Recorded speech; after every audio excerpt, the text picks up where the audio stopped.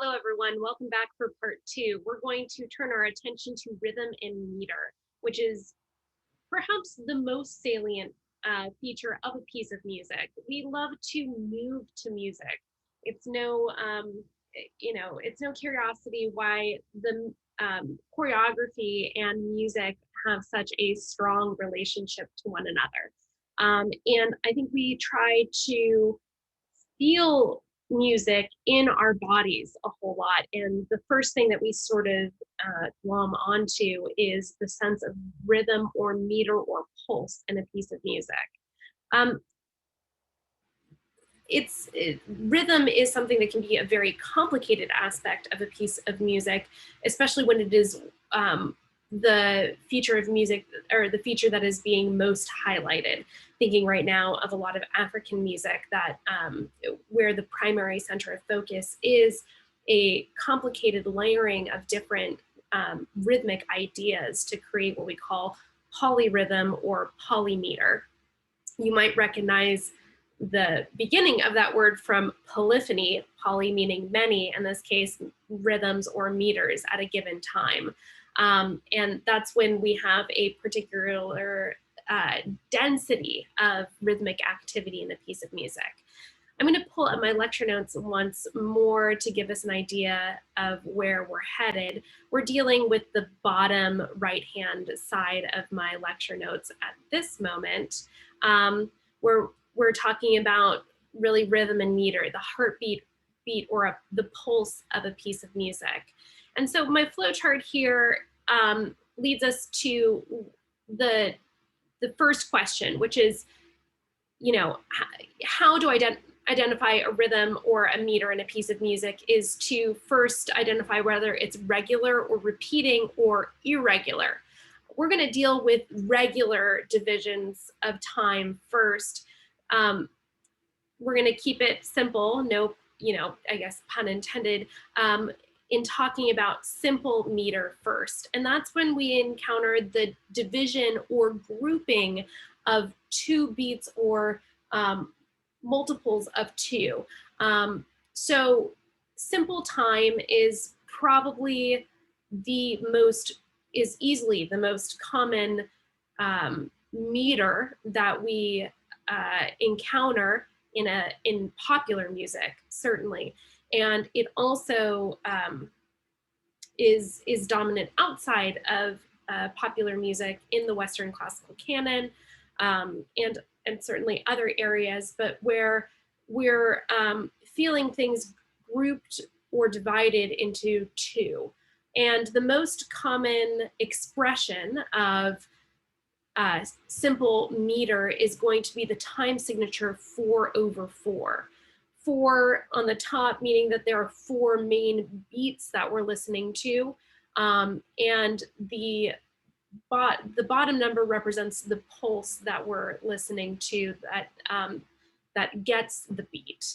In this case, 4 represents a quarter note, which is not so important in our discussion at this point, but we're going to hear a lot of 1 being stressed, 2 being unstressed, 3 being stressed. Why? Because 1 and 2 and 3 and 4 create 2 groupings of 2, and then 4 being relatively unstressed as well. In rock and roll as a genre of music, we sometimes have the opposite of that group pattern where we're accenting 2 and 4 instead of 1 and 3. But in essence, we're still grouping our beats into groupings of 2, even if we shifted over by a unit. To give you an example of simple meter, and just as reference, everything with the exception of the Gregorian chant that I played for you and the non-imitative polyphony from Dumber and Dumber were very distinctly in 4/4 time or simple time, much like the Rolling Stones' Gimme Shelter. So I'm gonna go ahead and pull that up. We're also gonna wanna pay attention to texture here as well. How many independent layers are going on in the piece of music at a given time? So we have this main pulse of 1, 2, 3, 4, 1, 2, 3, 4. Dika dika dika da ja dika dika da da dika dika daka dika dika dika, and then the main melody comes in on guitar at that point. So listen in for that main beat structure and see if you can't hear that it is in simple time.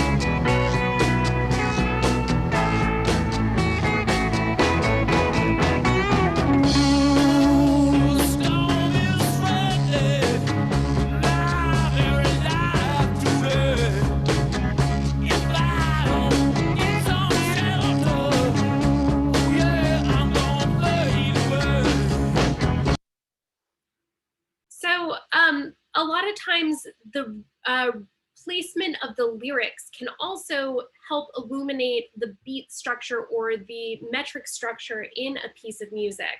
Oftentimes we have entrances of the lyrics, or whether they be from the chorus or the verses, on beat one. That's not always the case, but listen out for that as a good rule of thumb.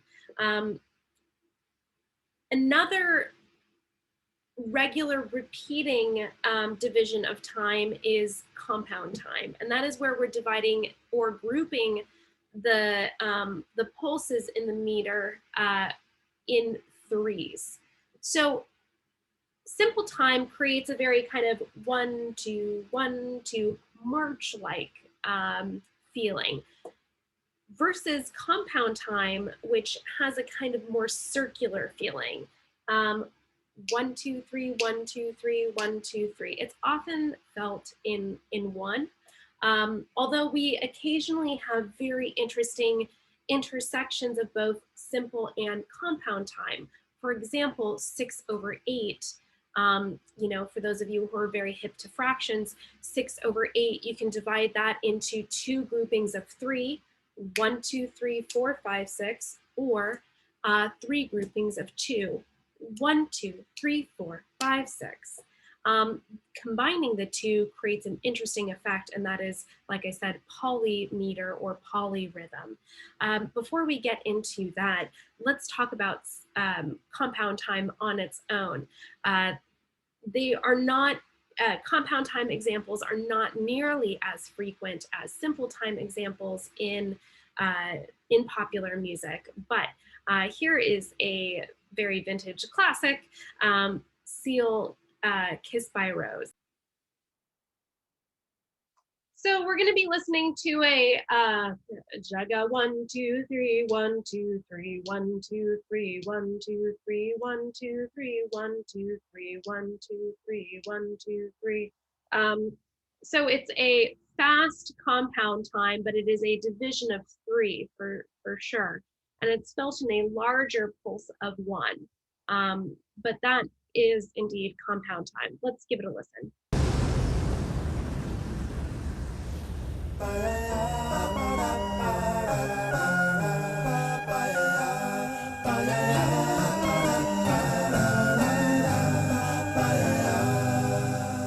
There used to be a graying tower alone on the sea.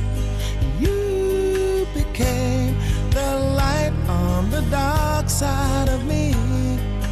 Love remains a drug that's the high and not the pill. But did you know that when it snows, my eyes become alive and the light that you shine can't be seen?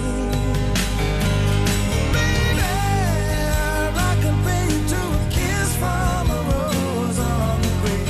Ooh, the more I get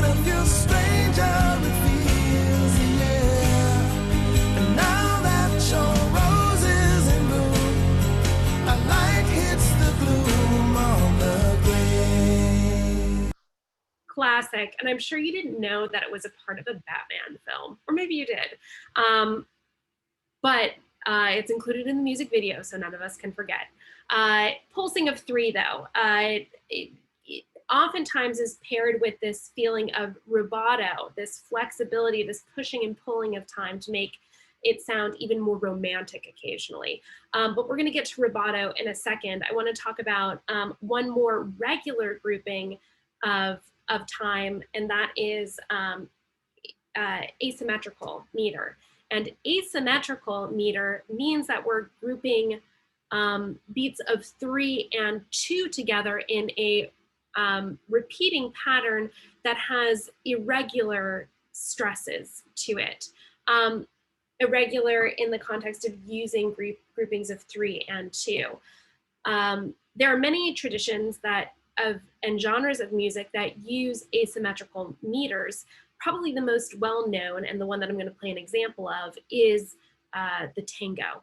And the tango is a asymmetrical division of an otherwise symmetrical meter. So we encountered 4/4, or the most common expression of simple time, 1, 2, 3, 4, 1, 2, 3, 4. Well, you can create different rhythmic accents within that construct. And the tango often uses an asymmetrical grouping of 3 plus 3 plus 2. Doing a little bit of quick math, 3 plus 3 plus 2 equals 8. So the tango is felt in a metric feeling of 8/8. Again, that equals 1 whole. So 4/4 is going to have a strong relationship to 8/8. However, 4/4 is a symmetrical division of the meter versus 8/8, as expressed in the tango, is an asymmetrical division of the meter. Did you all get that? Here's what it sounds like. So simple meter with a regular metric stress, 1, 2, 3, 4, 1, 2, 3, 4. Okay. Every beat is exactly the same length. Same tempo, same internal organization in terms of the rate that we're working with, but we're grouping the ideas asymmetrically. 1, 2, 3, 1, 2, 3, 1, 2, 1, 2, 3, 1, 2, 3, 1, 2, 1, 2, 3, 1, 2, 3, 1, 2. To do them side by side, 1, 2, 3, 4, 1, 2, 3, 1, 2, 3, 1, 2, 1, 2, 3, 4, 1, 2, 3, 1, 2, 3, 1, 2, 1, 2, 3, 4.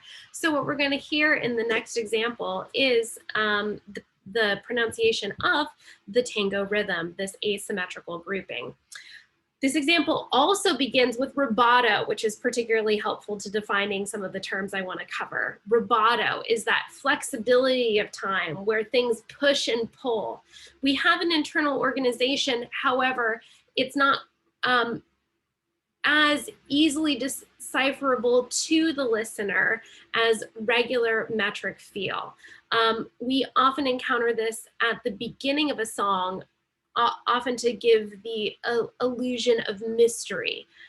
So this sample that I'm going to play of Astor Piazzolla's Libre's Tango begins with a rubato segment followed by something that's more strictly in time, very specifically the asymmetrical grouping that I just demonstrated.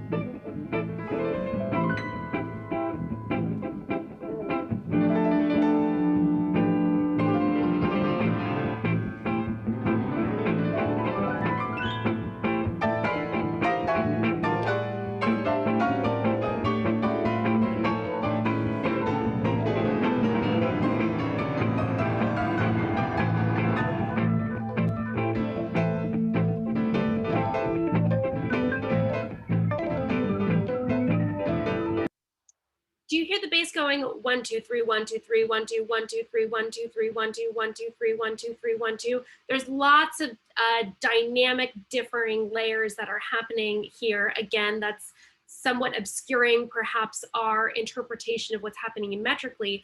But whenever I'm trying to figure out what's happening with the rhythm or the meter or the internal construction of beats, I usually listen down in the musical layers.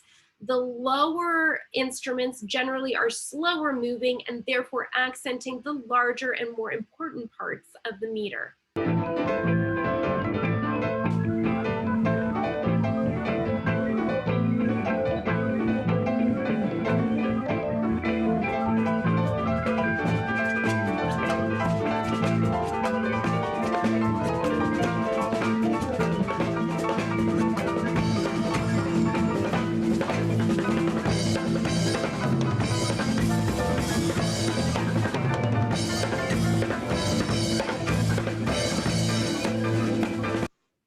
Wonderful. So Astor Piazzolla's Libertango has been done by a number of different instrumentalists and different kinds of groups. The tango is sometimes more often played on accordion, although there's plenty of piano versions or ones that are, violin and accompaniment. But in essence, any tango that you listen to is going to have that same accented beat pattern of 3 plus 3 plus 2, which is a irregular meter. So I knew it was going to do that. Okay. Moving on, a rhythmic meter doesn't need to stay stagnant in a piece of music. And one of the things that we often encounter in a piece of music is switching a metric feel. I don't have time to go through both of these examples, but I do want to talk about the bottom one really briefly first. We can accelerate, get faster, or we can rallentando, get slower in a piece of music. If you don't know what the accelerando feels like, gradually getting faster, take a minute to listen to In the Hall of the Mountain King. I'm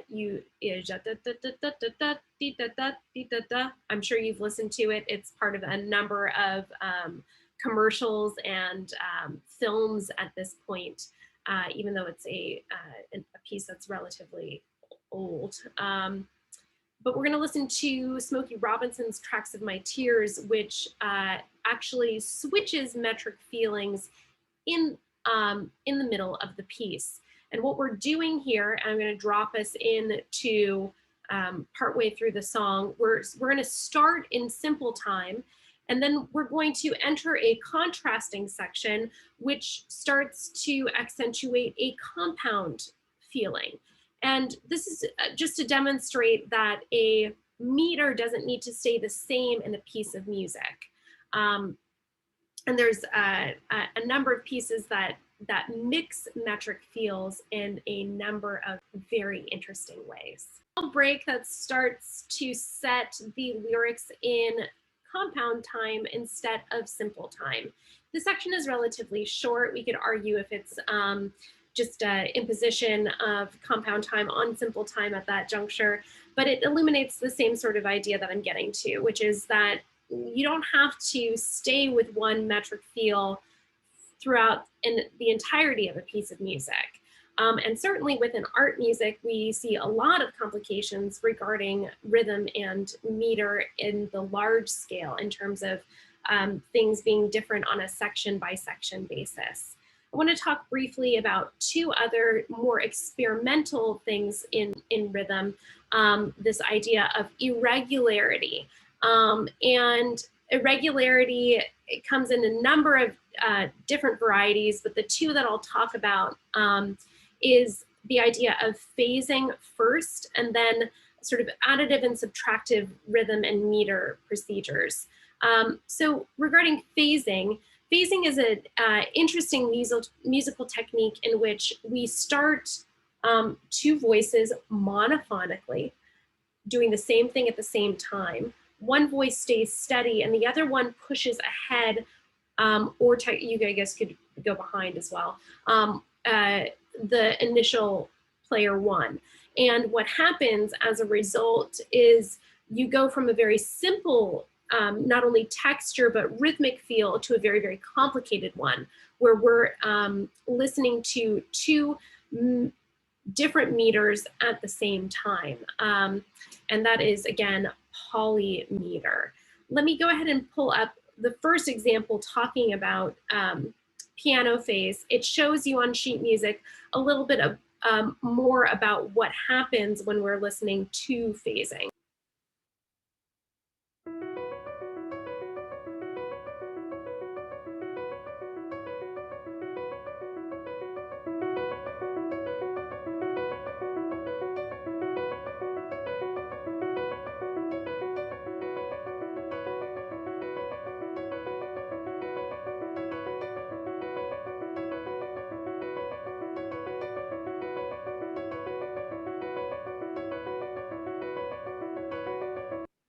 So this first, what we call the result, is the first phase. And what it is this line plus this line.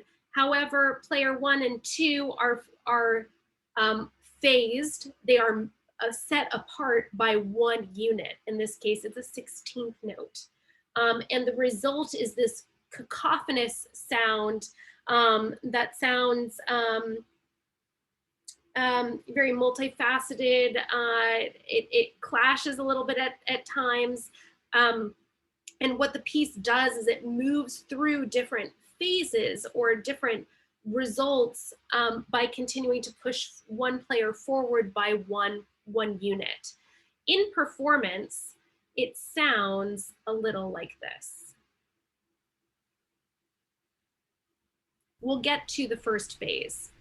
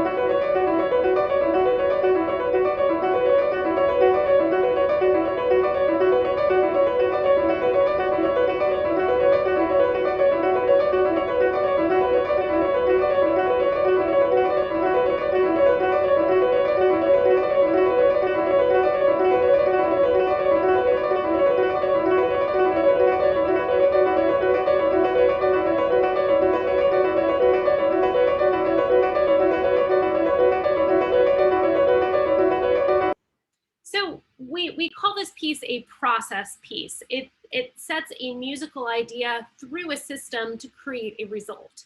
And in this case, phasing is the process by which we put a melody through. And as a result, we get both polyphonic texture and polymetric feeling in one piece.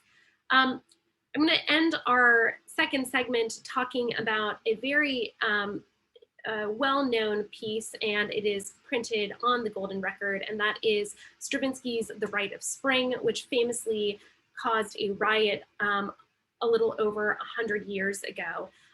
This music, which is accompanied by a ballet, was particularly well noted for the time and caused a riot because of its avant-garde attitude in regards to rhythm, especially. And what we're going to see and hear is a selection that is quite rhythmically motivated. It goes by very, very quickly with a constant outchurning of pulses. But what we notice, even though it is printed in a simple meter, is that the other parts have accents that disrupt our feeling of what's happening metrically. Let me go ahead and pull up our last example.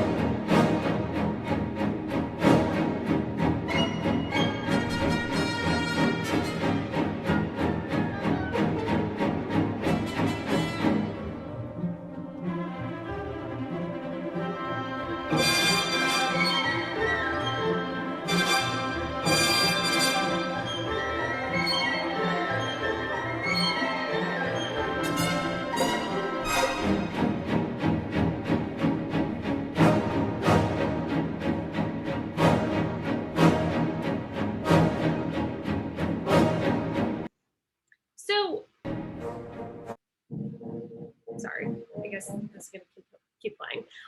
So what makes the perception of the music different than how it's printed is the fact that what we're listening to is this constant onslaught of eighth notes, this pulse, pulse, pulse, pulse, pulse. But the brass family are intruding that regularity with irregular intervals, and it messes around with our perception of what is accented and what is unaccented.